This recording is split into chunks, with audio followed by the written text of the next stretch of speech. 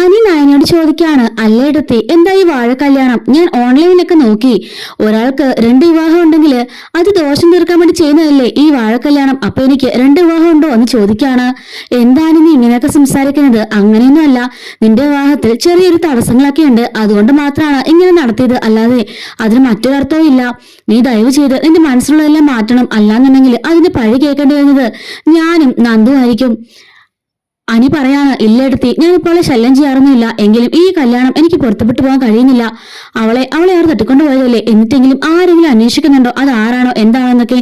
ആരെങ്കിലും എന്തെങ്കിലും തിരക്കുന്നുണ്ടോ? നയന പറയാണ്, അതിനൊന്നും ആവശ്യമില്ല മോനെ, അതൊക്കെ നടക്കും.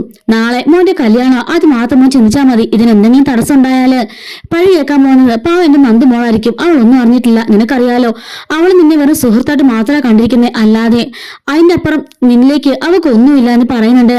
അതൊക്കെ എനിക്ക് അറിയാട്ടെ, ഞാൻ അതുകൊണ്ടൊന്നും പറഞ്ഞതല്ല. എന്റെ മനസ്സിന് എന്തോ അനാമിക അങ്ങോട്ട് ഉൾക്കൊള്ളാൻ സാധിക്കുന്നില്ലെന്ന് പറയുന്നുണ്ട്. വിവാഹം കഴിയുമ്പം അതൊക്കെ ശരിയായിക്കോളും. ഞാനും മാധുശേട്ടനും ഒക്കെ എങ്ങനെയായിരുന്നു വിവാഹത്തിനെന്ന് നിനക്കറിയാലോ, അതൊക്കെ അതുപോലെ അങ്ങ് നടന്നു പോയിക്കോളും. എന്റെ പൊന്നുമോൻ ഈ വിവാഹത്തിന് ഒരു തടസ്സവും കൂടാതെ സമ്മതിച്ചേക്കണേ എന്ന് പറയുന്നുണ്ട്. ഇത് കേട്ടുകൊണ്ട് അങ്ങോട്ടേക്ക് മുത്തശ്ശി അറിയാണ്, ചോദിക്കാണ്, അല്ല എന്താടാ പ്രശ്നം എന്ന് ചോദിക്കുന്നുണ്ട്. മുത്തശ്ശി, അന്ന് പൂജാരി വന്നിട്ട് ഞങ്ങളുടെ ജാതകം നോക്കിയിട്ട് പറഞ്ഞതാണല്ലോ, ചെറിയ പ്രശ്നമൊക്കെ ഉണ്ടെന്ന്. അന്നത് മാറ്റാൻ വേണ്ടിയിട്ട് കുറെ പൂജകളും ചെയ്തതല്ലേ, എന്നിട്ട് അതൊന്നും മാറിയില്ലേ? അങ്ങനെയാണെങ്കിൽ മുത്തശ്ശിയും മാതിനെ പുരോഹിതന്റെ അടുത്തേക്ക് പോകേണ്ടതല്ലായിരുന്നോ? അതിനെക്കുറിച്ചൊക്കെ അന്വേഷിക്കേണ്ടതല്ലായിരുന്നോ എന്ന് ചോദിക്കുന്നുണ്ട്. അന്ന് കുറെ വഴിപാടുകളും പൂജകളൊക്കെ ചെയ്തതല്ലേ, അതുകൊണ്ട് ദോഷം മാറിയെന്ന് ഞങ്ങൾ കരുതിയെന്ന് പറയുന്നുണ്ട്. എനിക്ക് ഒട്ടും ചേരാത്ത ബന്ധമല്ലേ മുത്തശ്ശി ഇത്? പുരോഹിതൻ എന്താ പറഞ്ഞതെന്ന് ചോദിക്കുമ്പോഴേക്കും മുത്തശ്ശി ഒന്നും മിണ്ടാതെ നിൽക്കുന്നുണ്ട്. എന്താ മുത്തശ്ശി, എനിക്ക് 2 വിവാഹം ഉണ്ടോ? ഈ വിവാഹം എനിക്ക് ആപത്താണെന്നൊക്കെ ചോദിക്കുമ്പോഴേക്കും അവൾ മിണ്ടാതെ നയനെ നോക്കാണ്. നയന ഒന്നും പറയരുന്ന് പറയുമ്പോൾ, ഇല്ല മോനെ, ഒരു കുഴപ്പമില്ല, എന്തൊക്കെയോ ചെറിയ അനർത്ഥങ്ങൾ പോലെ അത്രേ ഉള്ളൂ എന്ന് പറയുന്നുണ്ട്. നയന പറയാണ്, നീ കണ്ടതല്ലേ, അവളെ ആരും തട്ടിക്കൊണ്ടൊക്കെ പോകുന്നു, മുത്തശ്ശന് ഹോസ്പിറ്റലാകുന്നു, അങ്ങനെ എന്തൊക്കെയോ ചെറിയ തടസ്സങ്ങൾ.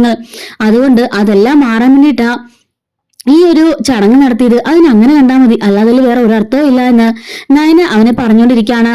നാളെ വിവാഹമാണ്, അതുകൊണ്ട് നീ പോയി തയ്യാറെടുക്ക്, മനസ്സിലുള്ള മറ്റെല്ലാ ചിന്തകളും കാണാമെന്നൊക്കെ പറഞ്ഞിട്ട് നയന മുത്തശ്ശിയും കൂട്ടി അകത്തേക്ക് പോകുന്നുണ്ട്. അനിയാണെങ്കിൽ ആകെപ്പാടെ അവിടെ വിഷമിച്ച് നിൽക്കായിരിക്കും.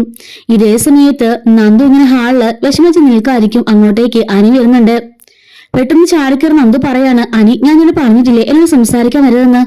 നിന്റെ അമ്മ കണ്ണുണ്ടെന്ന പിന്നെ അത് മതി, എന്നെ കുറെ കുറ്റം പറയും, എന്തിനാ വെറുതെ എന്നെ വഴി കേൾപ്പിക്കുന്നേ, നീ പോ എന്ന് പറയാണ്.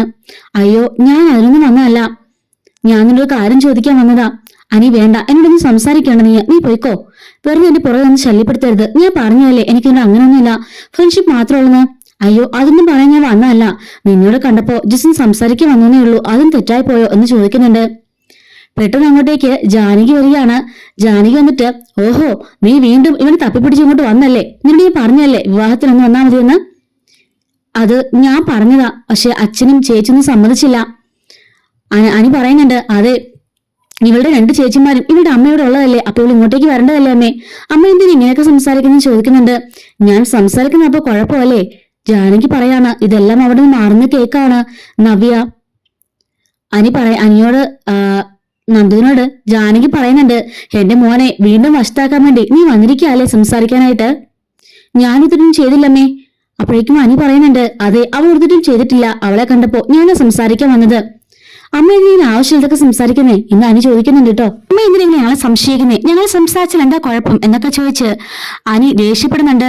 എല്ലാം എനിക്ക് അറിയാടാ, ഇനി നാളെ നിന്റെ വിവാഹ, അതുവരെ ഇവളുടെ അടുത്തോട്ട് പോലും നീ പോയേക്കരുത്. ഞാൻ അപ്പോഴോട് പറഞ്ഞ നാളെ വന്നാൽ മതിയെന്ന്, എന്നിട്ട് വന്നിരിക്കുന്ന കണ്ടില്ലേ എന്നും പറഞ്ഞ് ദേഷ്യപ്പെട്ട് അനിയെ വിളിച്ചുകൊണ്ട് അവിടുന്ന് ജാനകി പോകുന്നുണ്ട്. ഇതൊക്കെ കണ്ടുകൊണ്ട് നിൽക്കാട്ടോ നവ്യ അടുത്തേക്ക് വരുമ്പോഴേക്കും നന്ദു പൊട്ടിക്കരയുന്നുണ്ട്. എന്താ മോളെ, എന്താ കാര്യം? അവരെന്തിനാ അങ്ങനെയൊക്കെ പറഞ്ഞിട്ട് പോയത്? എന്താ പ്രശ്നം എന്ന് ചോദിക്കാണ്. ചേച്ചി, എന്നോടൊന്നും ചോദിക്കരുത്, എനിക്കൊന്നും പറയാൻ വയ്യ, എന്റെ മനസ്സ് അത്രയ്ക്കും തകർന്നിരിക്കുക, ദയവ് ചെയ്ത് എന്നോടൊന്നും ചോദിക്കരുതെന്ന് പറഞ്ഞിട്ട് നന്ദു പോകുമ്പോ നവ്യ പറയുന്നുണ്ട്, ചോദിക്കാൻ പറ്റിയ ആൾക്കാരെ ഇവിടെ വേറെ ഉണ്ടല്ലോ, ഞാൻ പോയി ചോദിച്ചോളാം എന്നും പറഞ്ഞിട്ട് നവ്യ ദേഷ്യപ്പെട്ട് അവിടെ നിന്ന് പോവാണ്.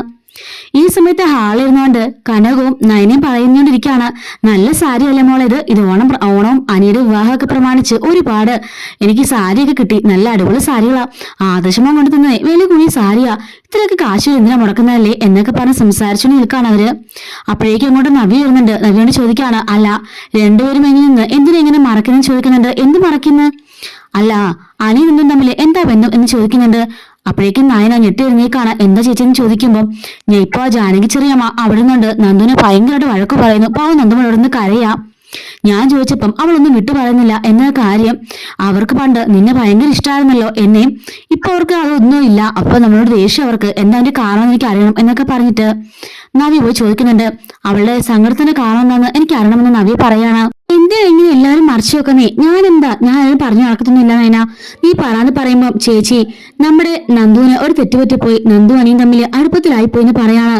എന്റെ ഈശ്വര, അവരിപ്പോ ഫ്രണ്ട്സ് അല്ലെന്ന് ചോദിക്കാണ്. ഫ്രണ്ട്ഷിപ്പ് ആയിരുന്നു, പക്ഷെ രണ്ടുപേരും മനസ്സിലറിയാതെ പരസ്പരം രണ്ടുപേരും കയറിപ്പോയി. ഇപ്പൊ അവര് അകലാൻ പറ്റത്ത രീതിയിൽ അടുത്തിരിക്കുക. അവരുടെ ബന്ധം ഒരുപാട് അങ്ങ് അടുത്തുപോയി എന്ന് പറയുന്നുണ്ട്. ഈശ്വര, അപ്പൊ നന്ദു പ്രേമിച്ച് നടക്കാറെന്നും ചോദിക്കുന്നുണ്ട്. അല്ല ചേച്ചി, അങ്ങനൊന്നും ഇല്ല. നന്ദു അങ്ങനൊന്നും അന്നോട് ഇതുവരെ പറഞ്ഞിട്ടില്ല. പക്ഷെ അനി മാത്രമേ പോയി പ്രപ്പോസ് ചെയ്തുള്ളൂ. അപ്പൊ അവൾക്ക് അങ്ങനെയൊന്നും ഇല്ലെന്ന് അവൾ പറഞ്ഞിരിക്കുന്നേ. പക്ഷെങ്കില് അവളുടെ പെരുമാറ്റത്തിൽ നിന്ന് എനിക്ക് മനസ്സിലായി അവൾക്കും അവനെ ഇഷ്ടമാണെന്ന്. ഞാനും അമ്മയൊക്കെ കൂടി അവളെ പറഞ്ഞു തീർത്തിയിട്ടുണ്ട്. പക്ഷെ അനിന് മുമ്പിൽ എത്തുമ്പോൾ അവൾ അതെല്ലാം മറന്നു പോവാ. അനിക്കാണെങ്കിൽ ഇപ്പോഴും അവൾ ഇഷ്ടമാണെന്ന കരുതി തന്നെ അവനിരിക്കുന്നേ. അവനൊരിക്കലും അനാമികയെ ഉൾക്കൊള്ളാൻ സാധിക്കുന്നില്ല. നവ്യ പറയുന്നുണ്ട്. അല്ലെങ്കിൽ തന്നെ ആ അനാമിക പക്കാ ഫ്രോഡാ. അവളെ അല്ലെങ്കിൽ പിന്നെ തട്ടിക്കൊണ്ടു പോകേണ്ട കാര്യം എന്താ? അത് ആരാണെന്ന് പോലും ഇവിടുത്തെ ആൾ അന്വേഷിക്കുന്ന കൂടിയില്ലല്ലോ. അവള് വന്ന് കയറിയ അയാളുടെ ജീവിതം എങ്ങനെയാവുന്ന എനിക്കിപ്പോ പേടി എന്നൊക്കെ നവ്യ പറയുന്നുണ്ട്. എന്റെ ജീവിതമാണെങ്കിൽ ആകെപ്പാടെ വല്ലാത്തൊരവസ്ഥയില്ല എന്നൊക്കെ പറയുന്നുണ്ട്. അപ്പോഴേക്കും ഇങ്ങോട്ട് നന്ദു വരുന്നുണ്ട് കേട്ടോ. നന്ദുവിനെ പോയിട്ട് ഓടിച്ചെന്ന് നവ്യ കെട്ടിപ്പിടിച്ചിട്ട് പറയാണ്, സോറി മോളുടെ സങ്കടത്തിന് കാരണം ഇതാണെന്ന് ചേച്ചി അറിഞ്ഞിരുന്നില്ല.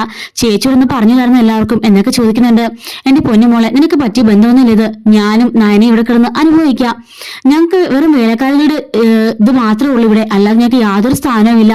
എപ്പോഴും ദേവേനി പറയുന്നത് കേട്ടിട്ടില്ലേ, ഈ വീട്ടിലേക്ക് വലതുകാലം വെച്ച് കയറി വരുന്ന ആദ്യത്തെ മരുമകൾ അനാമികയാണെന്ന്. അവരെയൊക്കെ മനസ്സിലാതാ. അതല്ലാതെ മോള് അനിയെ അങ്ങനെ വിവാഹം കഴിച്ച് ഇങ്ങോട്ടേക്ക് വന്നാല് മോള് ജീവിതകാലം മുഴുവനും നരകതുല്യമായ ജീവിതം നയിക്കേണ്ടി വരും ഞങ്ങളെ പോലെ. പിന്നെ ഒരിക്കലും ഈ വീടിനൊരു സമാധാനം ഉണ്ടാവില്ല. അതുകൊണ്ട് എന്റെ മോള് ആ ആഗ്രഹങ്ങളൊക്കെ മനസ്സിന് കളഞ്ഞേക്കണം. നയനയുടെ കാര്യം ഇപ്പൊ എന്നാന്നറിയില്ല. ആദിശ്യനും നല്ല സ്വഭാവമുള്ള ആളാ, പക്ഷെ എന്റെ ഭർത്താവ് അങ്ങനെയൊന്നും അല്ല. വല്ലാത്തൊരു അവസ്ഥയോടെ ഞാൻ ജീവിച്ചു പോകുന്നത്. ഏത് നിമിഷവും ഞങ്ങൾ രണ്ടുപേരും ഈ വീട്ടിൽ നിന്ന് ഇറങ്ങേണ്ടി വരും. അതാ ഞങ്ങളുടെ അവസ്ഥ. മൂന്നാമതായിട്ട് നീ കൂടി ഇവിടെ വേണ്ട. നീ സന്തോഷമായിട്ട് മറ്റാളുടെ കൂടെ, നിന്നെ സ്നേഹിക്കുന്ന ആളുടെ കൂടെ ജീവിക്കുന്നത് ഞങ്ങൾക്ക് കാണണമെന്നൊക്കെ നവി പറയുന്നുണ്ട്. എന്റെ മനസ്സിൽ ഇപ്പൊ അങ്ങനെയൊന്നുമില്ല ചേച്ചി, അതെല്ലാം ഞാൻ മറന്നു എന്നൊക്കെ പറഞ്ഞ് നന്ദു കരഞ്ഞുകൊണ്ട് പോകുന്നുണ്ട് കേട്ടോ. അപ്പോഴേക്കും നവ്യ പറയാണ്, ഇതാകെപ്പാട് സങ്കടമായല്ലോ. ഇവരുടെ മനസ്സിൽ എപ്പോഴാണ് ഇങ്ങനെയൊക്കെ കടന്നുകൂടിയെന്ന് ചോദിക്കാണ്. നയന പറയുന്നുണ്ട്, അനിയുടെ സ്വഭാവം തന്നെ കാരണം. അനി നല്ല ചെറുപ്പക്കാരനല്ലേ, അത് കണ്ടപ്പം ഇന്നേ വരെ ഒരാളെയും പ്രേമിക്കാതെ നന്ദുവിന് പോലും പ്രണയം തോന്നിപ്പോയി എന്നൊക്കെ പറയുന്നുണ്ട് കേട്ടോ നയന. ഗോവിന്ദൻ പുറത്ത് പാത്രങ്ങളൊക്കെ കഴിയുന്ന പണിയിലൊക്കെ ആയിരിക്കും. അങ്ങോട്ടേക്ക് മുത്തശ്ശനോട് ചോദിക്കാണ്, എന്താ ഗോവിന്ദ ഇത്? നിന്നെ പണി ചെയ്യാനല്ല വിളിച്ചത്, ഇവിടെ ഒരു കാരണവശാലും നിൽക്കാനാണ് വിളിച്ചത്. നീനൊരു ജോലിയാണോ? അയ്യോ അങ്ങനൊന്നുമില്ലമ്മേ, ഇതൊക്കെ ഞങ്ങൾ സ്ഥിരം അടക്കം ചെയ്യുന്ന പണികളല്ലേ.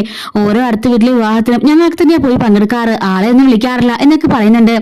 അത് ശരി, എങ്കിലും നിനക്ക് സുഖമില്ലാത്തതല്ലേ, അതുകൊണ്ട് ആവശ്യത്തിന് മേലെങ്കിൽ പണിയൊന്നും ചെയ്യണ്ട. പിന്നെ എന്തായാലും അടുത്ത മരുമകൾ വന്ന് കയറുന്നതോടെ ഈ വീട്ടിൽ സമാധാനം ഉണ്ടായാൽ മതിയായിരുന്നു. അദ്ദേഹം ആശുപത്രിയിലാ എന്നൊക്കെ പറയുന്നുണ്ട്. ഞങ്ങളുടെ മക്കളെ കൊണ്ടാണോ അമ്മേ സമാധാനം ചോദിക്കുമ്പോൾ അങ്ങനെയൊന്നും ഇല്ല.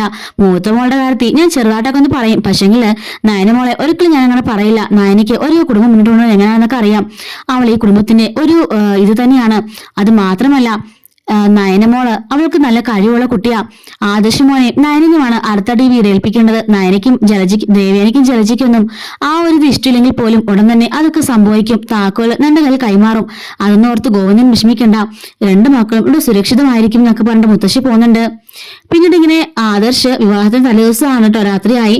ആദർശ് ഇങ്ങനെ കുറച്ച് കൂട്ടുകാരോട് സംസാരിച്ചുകൊണ്ടിരിക്കുകയായിരിക്കും. അപ്പോഴേക്കും അങ്ങോട്ടേക്ക് അനി വന്നിട്ട്, ഏട്ടാ ഇനി വന്ന് എനിക്ക് ആരും സംസാരിക്കണമെന്ന് പറയാണ്.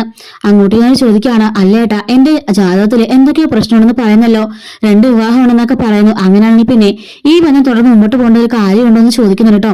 അപ്പോഴേക്കും ആദർശ് ഇങ്ങനെ ഞെട്ടി നിൽക്കുന്ന കാണിച്ചുകൊണ്ടാണ് ഇന്നത്തെ സ്റ്റോറി അവസാനിക്കുന്നത്. അപ്പോൾ വരാനുള്ള സ്റ്റോറീസ് ഒക്കെ നമ്മൾ അടുത്തടുത്ത വീഡിയോ ആയിട്ട് അപ്ലോഡ് ചെയ്യുന്നതായിരിക്കും. മിസ്സായിരിക്കും. ചാനൽ സബ്സ്ക്രൈബ് സപ്പോർട്ട് ചെയ്യണേ. Thanks for watching.